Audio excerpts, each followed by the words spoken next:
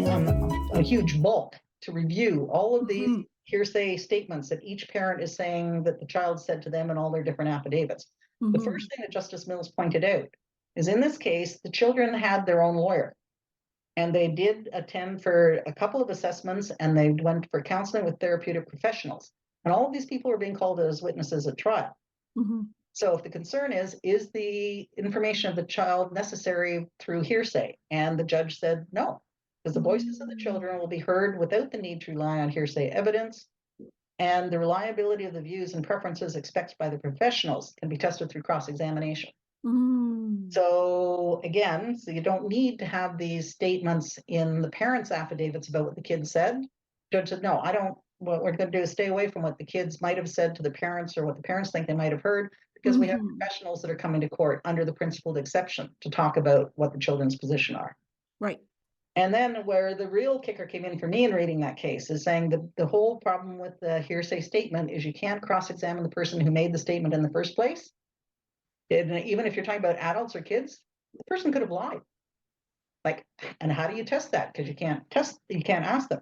So it was really interesting. The findings the judge made in this case is the statements that each parent alleges the kids said to them in these sworn affidavits lack trustworthiness. Okay, I'm pretty well reading exactly from the judge's ruling. Both children have been diagnosed with autism spectrum disorder and cognitive disabilities. The older boy has admitted to lying to his parents and his teachers. The younger boy has lied to his family, to his teachers, and to the police. He is highly suggestible and will say what he feels is necessary to extricate himself from an uncomfortable situation. The statements allegedly made by the boys cannot be taken as inherently trustworthy, and there is no independent means by which to test them for truth or accuracy. There is no procedural or substantive reliability to the statements of the children that are being relied upon by parent A and any of the other non-professionals who swore affidavits. They cannot be admitted into evidence. Interesting. So that's why they're saying, because there's no way, like these kids have no problem telling the truth anyway. Maybe they did say this to the parent that's putting it in their affidavit, but does it necessarily mean that it's true? So, and then the real focus on this is the respondent is DM, and DM is the mom. I'm going to call her parent A, and she's the one that actually had the most of the hearsay statements that she thinks the child told her in that. So again, what the judge goes on to say, the statement in parent A's affidavit, it refers to the statements contained in the section 30 report of Ms. Goldhar. So this is the professional we were talking about who did the report, saying in the mom's affidavit, she can't say, well, this is what Ms. Goldhar said in her report, because from the mom, that's hearsay. But Ms. Goldhar is going to be in court. She is going to be testifying. It's her report. So the section 30 report itself is admissible hearsay because she's a professional. This is under the principled exception. And she is a professional in reviewing the children, and she's going to be a witness at the trial, and she can be cross-examined on these statements. So they're saying, okay, what Ms. Goldhar says the kids say in her report is admissible. What mom says the kids said to her is inadmissible. And even anything that mom says about what Ms. Goldhar said in her report is inadmissible, because there's a better way of getting at that information, and that's directly from the expert. Before you go on to the specific examples, and I'm very eager to do that. Can you just clarify what a Section 30 report is?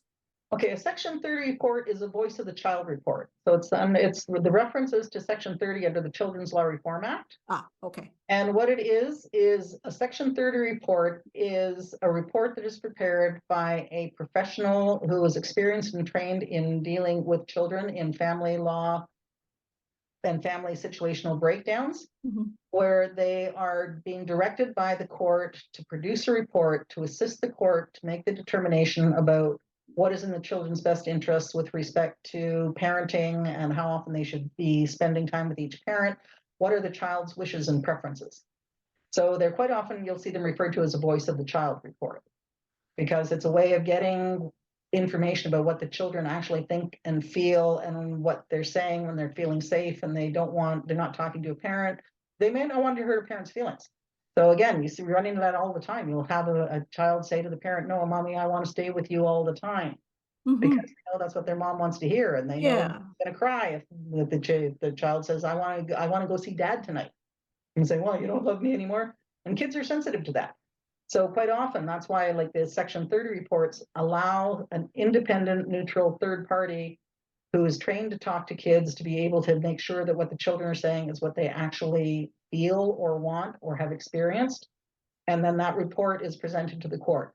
So again, in that Section 30 report, the professional isn't the one that says this is what the best plan is for the children.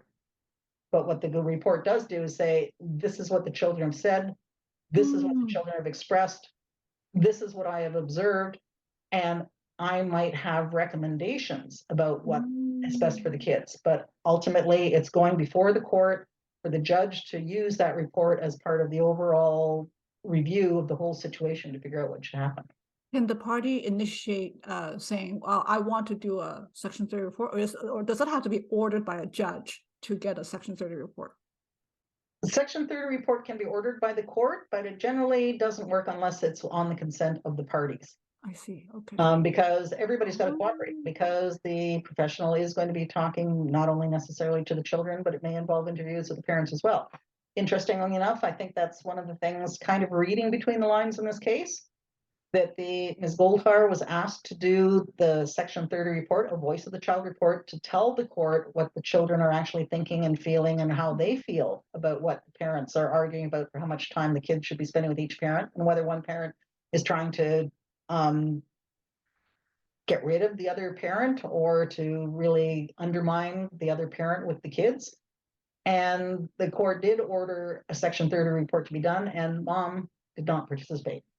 So I that's see. actually, it's just Right. in one very short line on the case is saying that the judge goes through at one point and lists what has been done in the way of the professional reports, and saying that we've had a therapeutic individual meet with the children, counselors, and again, now I'm just paraphrasing.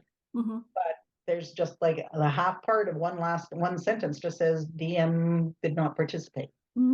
So she decided, I'm not going to speak to the people that are doing these assessments. Oh, So interesting. kind of So, interesting. Okay, the other thing that is really brilliant about this case, what Justice Yeah. Mills did is she did the chart. And I what love she that. actually did, well, first of all, she did a list of just like numbering paragraphs, and he said, this is admissible hearsay, this is not admissible hearsay, this is not Yeah. hearsay at all. But what I really liked is when she did the second chart, where The she part. actually quotes the Me piece too. that's in doubt, and then she says, this is either okay or it's not okay. Yeah. So I where we're love that. starting from. So here we are, again, Yeah. just so everybody gets the players right. Mhm. JM is one child. Mhm. KM is the second child. Mhm. DM is parent A. AM is parent B. Right. Okay, so now we'll start going through these examples. Mhm. This is the statement is, and this is sworn in an affidavit. JM informed me that his father unilaterally planned for him to be homeschooled. Yeah. This is DM's statement, parent A. Mhm. Judge said inadmissible hearsay. The child is telling me what dad's position was on homeschooling. How do we know if it was dad's position? It's inadmissible hearsay. Next one. Mhm. On Wednesday, February 28th, when JM came into my care, he asked me if I had gone to KM, his siblings, Mhm. school the previous Friday. When I asked him why, he informed me that KM shouted out for me to die after Mhm. hearing my voicemail saying I loved him and missed him. I asked JM if any of the adults present during this outburst told KM it was not an appropriate thing to say. JM says they did not. JM told me his dad had praised KM and that he did a great job in not talking to me, DM, and treating me that way. Now, this one to me was just absolutely mind-blowing, because this again is mom's statement, Yeah. definitely inadmissible hearsay. Yeah. This brings in something, a really interesting thing where it gets even more complicated. This is actually a brilliant example of double or triple hearsay. Because not only is mom trying to report to the court what the child said to her, which is hearsay, Mhm. the child is reporting to mom something the child says was said to him by somebody else. So it's like a rock skipping across the Yeah. water. So we've got double hearsay, we've got triple hearsay. Yeah. Yeah. So this is why the judge says, nope, not happening, not going to allow that evidence Right. through Yeah. mom's affidavit. Right. Okay, number 3, after inquiring with the school. So now mom's saying, this is what the school told me. Mhm. After inquiring with the school, I was left with the understanding that JM, the one child, revealed that AM, the other parent, Mhm. had told him to leave the school to come home early. Again, this is the mom's sworn affidavit. It's inadmissible hearsay. And again, double and triple hearsay. She's saying, this is what somebody at the school told me. And the reason they told me this is because dad had said this. Yeah. So just saying, it's totally unreliable. No way you can check your reliability or anything else.